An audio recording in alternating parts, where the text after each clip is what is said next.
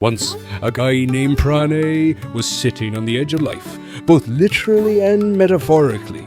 He was an artist, which meant poor, romantic, and always slightly covered in paint. One day he met her, Lotta, a girl with a face that could easily advertise a sunrise.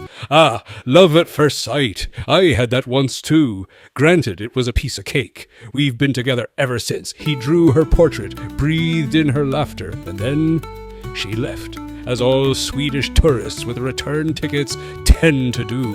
Pranay stayed, but his heart didn't. It packed a bag and flew after her. Me?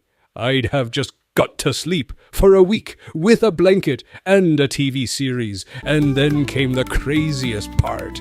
He decided to bike to her. Yeah, you heard that right. Not a teleport, not a camel, a bicycle. With pedals, thousands of kilometers, no GPS, but endless determination and a slightly rusty chain. He sold everything he had. With the money, he bought a second-hand bike, a couple cans of paint, and a tube of toothpaste. Because love may be blind, but hygiene still matters. The road wasn't easy. There was sand, mountains, rain, suspicious people, and even more suspicious dinners. Sometimes he slept under trees, sometimes at train stations.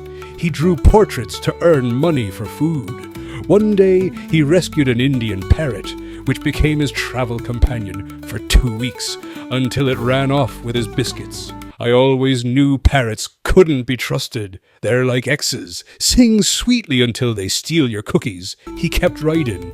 Sometimes he thought he was going mad, sometimes that he already had.